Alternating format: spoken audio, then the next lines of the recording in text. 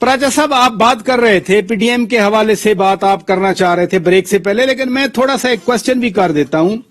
آپ نے تو پی ڈی ایم پہ ٹویٹ بھی کیا تھا کہ پیپلز پارٹی شاید نون لیگ کو پیچھے لگا کے ایک پہیے کو بھگا رہی ہے، لیکن فواد چودھری نے کہا کہ جی پی ڈی ایم کے حوالے سے آپ مغفرت کی دعا پڑھ لیں. کیا واقعی ایسا ہے؟ نہیں، میرے خیال میں ایسا بالکل بھی نہیں ہے. اگر آپ ہسٹری پڑھ لیں الائنسز کی، اپوزیشن الائنسز کی پاکستان میں، چاہے وہ ایم آر ٹی ہو، اس کے بعد اے آر ٹی ہو، اس سے پہلے پی این اے ہو، اور اس سے پہلے یو خان خلاف جو کی تھی، لیکن اسپیشلی پی این اے کے بعد ان کی ایگزیکٹلی ایسی ہے. دیکھیں جی، آپ 9 یا 10 یا 11 جب پارٹی جمع ہو جاتی ہیں، ڈفرنٹ ان کے نظریات ہوتے ہیں، ڈفرنٹ آئیڈیالوجیز ہوتی ہیں، ڈفرنٹ کلچر ہوتے ہیں، ڈفرنٹ اسٹائل آف پالیٹکس ہوتے ہیں، تو اس طرح کی تو ہوتی ہے چیز. اس میں I don't see any thing out of the ordinary. اور میرے خیال میں بکھرنا نہیں ہے. یہ ایک پوائنٹ آئے گا پھر ساتھ آ جائیں گے. There is no other way. ساتھ تو دیکھیں نا، ساتھ تو اب سارے ہی آ گئے. مثلا جسٹس عظمت سعید شیخ صاحب کہہ رہے ہیں کہ موسوی نے جن پر الزامات لگائے تھے ٹی او آر میں ان کا نام ہی نہیں لکھا گیا. اب الزامات میں کیا ریپیٹ کروں، موجودہ حکومت کے عہدیداروں پہ الزامات لگے تو پھر تو سارے برابر ہو گئے. پچھلے برے تھے، وہ کرپٹ تھے، تو یہ بھی تو کرپشن کو چھپائی جا رہے ہیں. پھر صرف پی ڈی ایم والے ساتھ نہیں ہیں، یہ ماشاءاللہ سارے ہی ساتھ ہو گئے.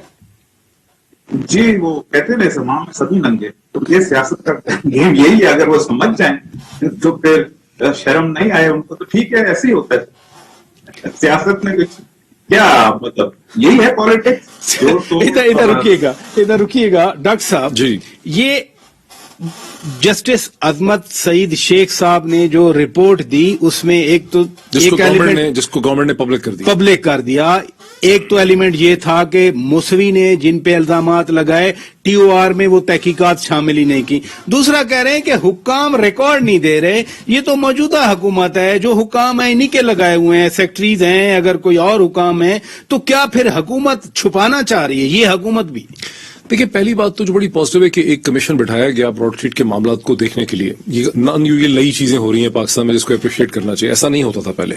بتائیے، حکومت نے ایک کمیشن بٹھا دیا، جسٹس صاحب کو کر دیا، پھر اس پر انہوں نے جو رپورٹ لکھی وہ خاصی ایڈورس رپورٹ ہے پورے سسٹم کے لیے کہ بھئی کوآپریشن نہیں ملی ہے. اور انہوں نے باقاعدہ اگزامپل بھی دی ہے کہ گاندھی جی کی نان کوآپریشن سے بڑھ کے یہاں پہ نان کوآپریشن سامنے آ رہی ہے. پھر گورنمنٹ نے اس رپورٹ آنے کے بعد یہ بھی فیصلہ کیا کہ اس کو پبلک کر دیا جائے. اس کے اوپر پورے واٹس ایپ کے اوپر وہ رپورٹ چل رہی ہے. تو شوگر اسکیم بھی پبلک ہوا تھا، آٹا اسکیم بھی پبلک ہوا تھا، آج تک ہوا تو کچھ نہیں.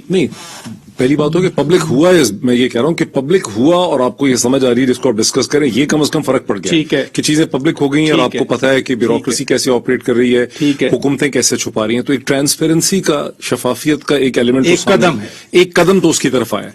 اب جو آپ کا سوال ہے کہ انہوں نے نہیں دیا، ہاں وہ ایکسپوز تو ہو گئے لوگ بالکل کہ انہوں نے نہیں دیا، نام سامنے آ گئے.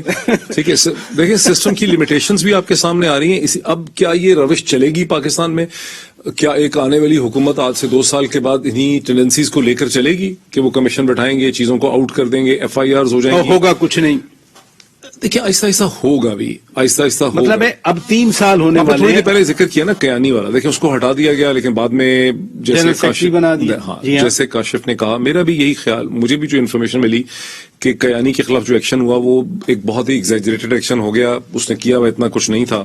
اب جہانگیر خان ترین صاحب کے خلاف جو ایک پوری ایک ایف آئی آر کی کہانی ہے ساری، وہ بھی اندر سے ہمیں یہی پتا چل رہا ہے کہ چونکہ لڑائی جھگڑا چل رہا ہے اندر والا، ان کو ٹارگیٹ کیا جا رہا ہے. ان دی اینڈ جہانگیر خان ترین کے خلاف کوئی سبسٹینٹیو چیز پروو نہیں ہوگی شوگر میں. فورنسس پچھلے 6, 7, 8 ماہ سے وہ شوگر کی پوری ڈیسیجن میکنگ کا حصہ نہیں ہے.